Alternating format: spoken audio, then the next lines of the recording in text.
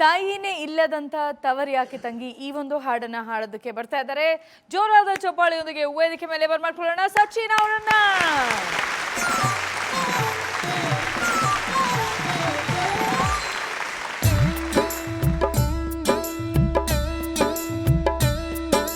ತಾಯಿನೇ ಇಲ್ಲದಂತೆ ತವರು ಯಾಕೆ ತಂಗಿ, ತಪ್ಪಿಯು ತಂಗಬೇಡ, ಹಂಗಿನ ತುತ್ತಾಗು ನುಂಗಬೇಡ.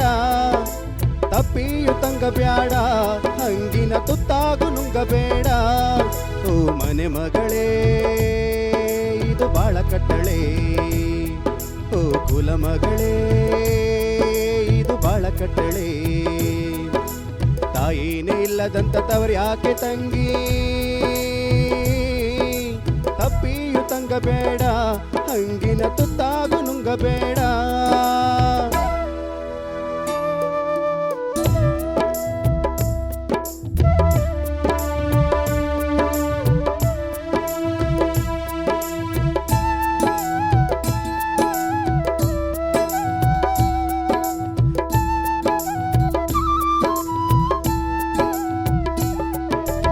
ಎಲಿ ಮ್ಯಾಲೆ ಮುತ್ತಿನಂತೆ ಅಂಟಿಯು ಅಂಟದಂಗೆ ಇರಬೇಕು,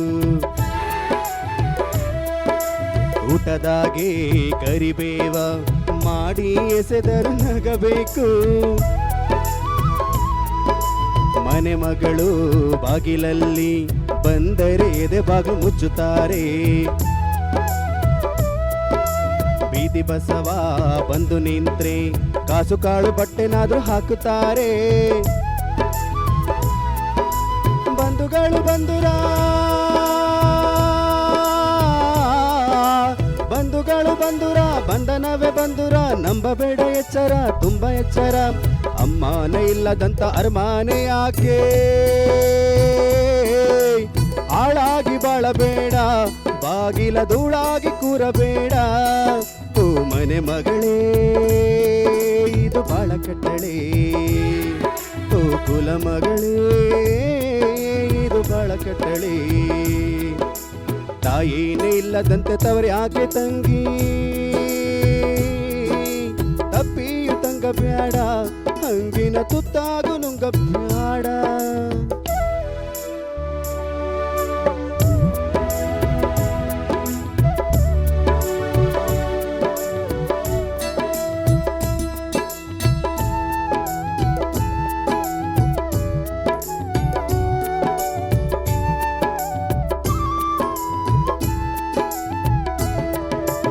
ಇಲ್ಲವಿದ್ರೆ ಬರುತ್ತಾರೆ, ಕಾಲನ್ನು ಕೈಯನ್ನು ನೆಕ್ಕುತ್ತಾರೆ.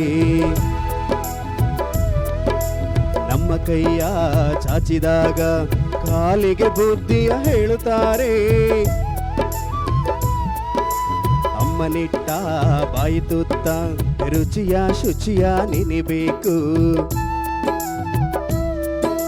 ಲೋಕವಿಟ್ಟ ವಿಷಮುತ್ತ ಮಗಳೇ ಮರೆಯದೆ ನೆನೆಬೇಕು. ಬಂಧುಗಳು ಬಂಧುರ, ಬಂಧುಗಳು ಬಂಧುರ, ಬಂಧನವೇ ಬಂಧುರ, ನಂಬಬೇಡ ಎಚ್ಚರ, ತುಂಬ ಎಚ್ಚರ. ಬಂಧುವೇ ಇಲ್ಲದಂತೆ ಬೀಡ್ಯಾಕೆ ತಂಗಿ, ಬೇಡಾಗಿ ಬಾಳಬೇಡ, ಹಂಗಿನ ಧೂಳಾಗಿ ಕೂರಬೇಡ. ಓ ಕುಲ ಮಗಳೇ ಇದು ಬಾಳ ಕಟ್ಟಳೆ, ಓ ಮನೆ ಮಗಳೇ ಇದು ಬಾಳ ಕಟ್ಟಳೆ. ತಾಯಿನೇ ಇಲ್ಲದಂತೆ ತವರು ಯಾಕೆ ತಂಗಿ, ತಪ್ಪಿಯು ತಂಗಬೇಡ, ಹಂಗಿನ ತುತ್ತಾಗು ನುಂಗಬೇಡ. ತಪ್ಪಿಯು ತಂಗಬೇಡ, ಹಂಗಿನ ತುತ್ತಾಗು ನುಂಗಬೇಡ.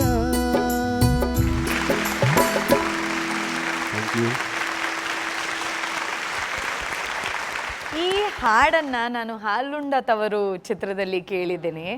ವಿಷ್ಣು ಸರ್ ಹಾಗೂ ಸಿತಾರಾ ಮ್ಯಾಮ್ ಆ ಒಂದು ಸಿನಿಮಾ. ಇವತ್ತು ನೀವು ಹಾಡಿದ್ದೀರಿ, ಇದ್ರ ಬಗ್ಗೆ ನಿಮ್ಮ ಅಭಿಪ್ರಾಯ ಅರ್ಚನಾ ಮ್ಯಾಮ್? ಇವನು ಹಾಡೋದಕ್ಕೆ ಪ್ರಾರಂಭ ಮಾಡಿದಾಗ ನಾನು ಅದೇ ಕೇಳಿದೆ, ಹಂಸಲೇಖ ಸರ್ದು ಟ್ಯೂನ್ ಥರ ಅನ್ನಿಸ್ತು ನನಗೆ. ಇದು ಚಲನಚಿತ್ರದ ಅಂತ, ಇದು ಸುಮಾರು ವರ್ಷಗಳ ಹಿಂದೆ ನಾನು ಕೇಳಿದ್ದೆ. ಇನ್ನೊಂದು ಫ್ಲೇವರ್ನ ತಂದು ಚಲನಚಿತ್ರದಲ್ಲಿ ಜನಪದದ ಸೊಗಡನ್ನು ಬಳಸಿ ಮಾಡಿರುವಂತಹ ಒಂದು ಗೀತೆ ಕೂಡ ಇವತ್ತು ಈ ವೇದಿಕೆಯಲ್ಲಿ ಬಂತು.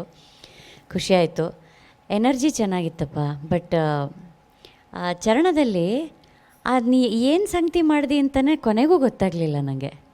ಆ 2ನೇ ಸಾಲು ಹಾಡು ಚರಣದಲ್ಲಿ ಎಲೆ ಮೇಲೆ ಮುತ್ತಿನಂಗೆ ಅಂಟಿಯು ಅಂಟದಂಗೆ ಇರಬೇಕು, ಊಟದಾಗೆ ಕರಿಬೇವ ಮಾಡಿ ಎಸೆದರು ನಗಬೇಕು.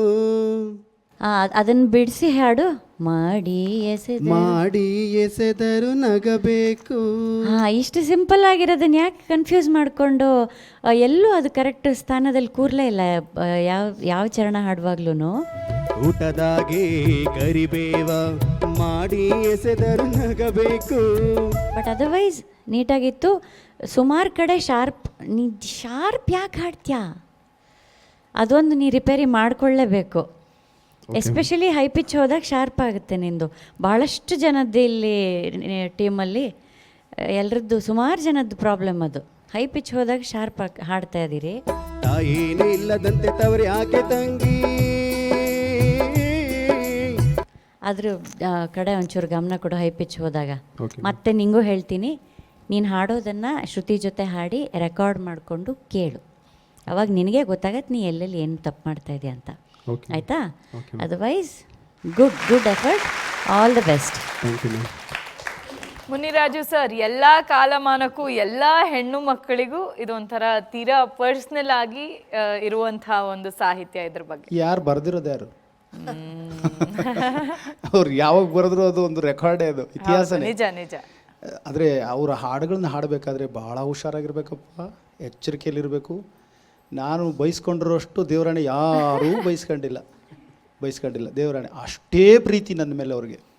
ಒಬ್ಬ ತಾಯಿ ಮಗುನ ಎಷ್ಟು ಪ್ರೀತಿಸ್ತಾರೋ ಅದರಷ್ಟೇ ಪ್ರೀತಿಸ್ತಾರೆ ನನ್ನ ಅವರು. ನಾನು ಏನೋ ಅದೃಷ್ಟವಂತ ಅಂತ ಹೇಳ್ಕೊಬೋದು. ಬೈದರೆ ತಪ್ಪೇನಿಲ್ಲ, ದೊಡ್ಡವರು ಬೈದರೆ ಅದು ಒಂದಿದು. ನೀವು ಹಂಗೆ ಹೇಳ್ತೀರಿ. ಬಹುಶಃ ನಾನು ಹಾಡಿರೋ ಚಲನಚಿತ್ರಗಳಲ್ಲಿ ಬಹುತೇಕ ಅವರ ಹಾಡುಗಳನ್ನ ಹಾಡಿರೋದು ನಾನು. ಅವ್ರ ಹತ್ರ ಬಯಸ್ಕೊಳ್ಳದೇ ಇರುವಂಥ ಏಕೈಕ ಅಂದರೆ ಸಿಂಗರ್ ಅಂದರೆ ಮೋಸ್ಟ್ಲಿ ನಾನೇ ಇರಬೇಕು. ಏನೋ ನನ್ನ ಪುಣ್ಯ ಅದು. ಯಾಕೆ ಗೊತ್ತಾ, ನಾವು ಜನಪದರು 20 ವರ್ಷದ ಹಿಂದಿನ ಕತೆ ಹೇಳ್ತಾ ಇದ್ದೀನಿ. ಆಮೇಲೆ ಒಂದಷ್ಟು ಆ ನಿಟ್ಟಿನಲ್ಲಿ ಕಲಿತಾ ಹೋಗ್ಬಿಟ್ರೆ ಬಂದ್ಬಿಡುತ್ತೆ. ಈಗ ಅದೇ ಒಂದು ಕನಸಿತ್ತು ನನಗೆ, ಹಂಸಲೇಖ ಸರ್ ಕಂಪೋಸಿಷನಲ್ಲಿ ಹಾಡಬೇಕು ಅಂತ. ಈ ಒಂದು 25 ವರ್ಷದ ಹಿಂದೆ ಅವ್ರ ಭೇಟಿ ನಂದು. ಹಾಡ್ತಾನೆ ಹುಡುಗ ಅಂತ ಹೇಳಿ ಕರೆಸಿದ್ರು. ನೋಡಿದ್ರೆ ನನಗೆ ಅವಾಗ ಏನು ಸಾಪಾಸ ಅದೆಲ್ಲ ಏನು ಗೊತ್ತೇ ಇಲ್ವಲ್ಲ.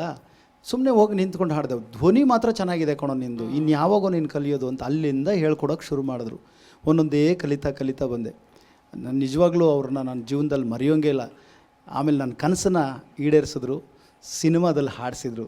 ಇತ್ತೀಚೆಗೆ ಒಂದು 5 ಭಾಷೆಯಲ್ಲಿ ಬಂದಿರೋಂಥ ಚಿತ್ರ ಅದು, ಕಳಾರಿಪಟ್ಟಂ ಅಂತ ಒಂದು ಅದು ಕತೆ ಇರೋವಂಥ ಸಿನಿಮಾಕ್ಕೆ ಮೂಲ ಹಾಡು ನಾನೇ ಹಾಡಿದ್ದು. ಅದನ್ನು ಹಾಗೆ ಉಳಿಸ್ಕೊಂಡ್ರು. ಇನ್ನೊಂದು 3-4 ಸಿನಿಮಾ ಕೂಡ ಹಾಡಿದ್ದೀನಿ, ಹೆಮ್ಮೆ ಅನಿಸುತ್ತೆ. ಆದರೆ ಅವ್ರ ಸಾಹಿತ್ಯ ಹಾಡ್ಬೇಕಾದ್ರೆ ನೋಡಿ, ತಾಯಿನೇ ಇಲ್ಲದಂಥ ತವ್ರು ಯಾಕೆ ತಂಗಿ, ತಪ್ಪಿಯು ತಂಗ ಬ್ಯಾಡ, ಹಂಗಿನ ತುತ್ತಾರು ನುಂಗಬ್ಯಾಡ ಅಂತ ಅಲ್ವಾ. ಒಂದೊಂದು ಸಾಲು ಅಷ್ಟೇ ಎಂಜಾಯ್ ಮಾಡ್ಕೊಂಡು ಹಾಡಬೇಕು. ಆಮೇಲೆ ಜನಪದಕ್ಕೋಸ್ಕರನೇ ಅವರು 5ನೇ ಶಾಸ್ತ್ರವನ್ನು ಮಾಡಿದ್ದಾರೆ. ಅದ್ರ ಬಗ್ಗೆ ನಾನು ಮುಂದಿನ ಸಂಚಿಕೆಗಳಲ್ಲಿ ಖಂಡಿತವಾಗ್ಲೂ ಹೇಳ್ತೀನಿ. ಅದು ಯಾಕೆ ನಮ್ಮ ಜನಪದಕ್ಕೆ ಬೇಕು ಅನ್ನೋದನ್ನು ನಿಮಗೆ ತಿಳಿಸ್ಕೊಡ್ತೀನಿ. ಸಾಧ್ಯ ಆದರೆ ಅವ್ರನ್ನ ಫಾಲೋ ಮಾಡಿ. ಧನ್ಯವಾದ. Thank you sir. Sachin, doctor Hamsalekha ಅವರು ಎಲ್ಲ ಗೀತೆಗಳು, ಸಿನಿಮಾದಲ್ಲಿರ್ತಕ್ಕಂಥ ಎಲ್ಲ ಗೀತೆಗಳು ಒಂದಲ್ಲ ಒಂದು ರೀತಿ ಅದು ತಾಯಿ ಬೇರು ಮತ್ತು ನಮ್ಮ ಜನಪದ ಸಂಸ್ಕೃತಿ ಬಗ್ಗೆನೇ ಬರೆದಂಥ ಹಾಡುಗಳವು. ಅವರ ಎಲ್ಲ ಹಾಡುಗಳಲ್ಲಿ ನಮ್ಮ ಮಣ್ಣಿನ ಪರಿಮಳ ಇದ್ದೇ ಇರುತ್ತೆ. ಹಾಗಾಗಿ ಈಗ ನೀವು ಆಡಿದ್ದ ಹಾಡು ನೋಡಿ, ಅದು ಮೂಲ ಜನಪದ ಗೀತೆ ಅಂತಲೇ ಅಂದ್ಕೊಂಡ್ಬಿಡ್ತಾರೆ. 2 ದಿವಸ ಹೋದರೆ ಅದು ಸಿನಿಮಾ ಹಾಡಂತ ಯಾರೂ ಭಾವಿಸೋದಿಲ್ಲ. ಹಾಗಾಗಿ ಆ ಶಕ್ತಿ ಹಂಸಲೇಖ ಅವ್ರಿಗೆ ಮಾತ್ರ ಇರುತ್ತೆ. ಅವ್ರಿಗೊಂದು ದೊಡ್ಡ ಚಪ್ಪಾಳೆ ನಾವೆಲ್ಲ ಕೊಡಲೇಬೇಕು. ನೀಟ್ ಪ್ರೆಸೆಂಟೇಷನ್ ಮಾಡಿದ್ರಿ. ಸಣ್ಣ ಇದನ್ನು ಮೇಡಮ್ ನಿಮ್ಗೆ ಹೇಳಿದ್ದಾರೆ, ಅದೇನು ತೊಂದರೆ ಇಲ್ಲ. ನೀವು ಒಳ್ಳೆ ಗಾಯಕರಾಗೋದ್ರಲ್ಲಿ ಸಂದೇಹವೇ ಇಲ್ಲ. ದೇವ್ರು ಒಳ್ಳೇದು ಮಾಡಲಿ ನಿಮಗೆ. Thank you sir. Thank you so much. Nadabrahma Hamsalekha ಸರ್ಗೆ ಅವರಿಗೆ ಅವರೇ ಸಾಟಿ ಅಂತ ಹೇಳ್ಬೋದು. ಎಲ್ಲರಿಗೂ ಹಂಸಲೇಖ ಸರ್ ಒಟ್ಟಿಗೆ ಒಂದು ಒಳ್ಳೆಯ ಒಡನಾಟ ಇದೆ. ನನಗೂ ಕೂಡ ಹಾಗೆ ಯಾವುದೋ ಒಂದು ಕಾರ್ಯಕ್ರಮ ಹೋಸ್ಟ್ ಮಾಡ್ತಾ ಇದ್ದೆ, ನಿರೂಪಣೆ ಮಾಡ್ತಾ ಇದ್ದೆ. ಅಲ್ಲಿ ನೋಡಿ ನನಗೆ ಕರೆ ಮಾಡಿ ಈ ಥರ ಮೈಸೂರು ದಸರಾ ಅಂತ ಒಂದು ಕಾರ್ಯಕ್ರಮ ನಡೀತಾ ಇದೆ. ಅದು ಎಲ್ರಿಗೂ ಗೊತ್ತು, ದಸರಾನಲ್ಲಿ ಆ ವೇದಿಕೆ ಸಿಗೋದೇ ಎಷ್ಟು ದೊಡ್ಡ ಪುಣ್ಯ ಎಲ್ರಿಗೂ ಅಂತ. ಅರಮನೆಯ ಮುಂದೆ ವೇದಿಕೆ ಹಾಕಿದ್ರು, ಅಲ್ಲಿ ನನ್ನ ಕೈಯಲ್ಲಿ ನಿರೂಪಣೆ ಮಾಡಿಸಿದ್ರು. ಅದು ನನ್ನ ಮೈಸೂರು ದಸರಾದ ಮೊದಲ ಕಾರ್ಯಕ್ರಮ. ಅದಾದಮೇಲೆ ಹಿಂತಿರುಗಿ ನೋಡಿದ್ದೇ ಇಲ್ಲ, ಸಾಕಷ್ಟು ಕಾರ್ಯಕ್ರಮಗಳನ್ನು ನಾನು ನಿರೂಪಣೆ ಮಾಡಿದ್ದೀನಿ, ಇಲ್ಲಿವರೆಗೂ ಬಂದಿದ್ದೀನಿ. ನನ್ನ ಕಡೆಯಿಂದ ಅವರಿಗೆ ಧನ್ಯವಾದಗಳನ್ನು ಸೂಚಿಸ್ತಾ ಥ್ಯಾಂಕ್ ಯು.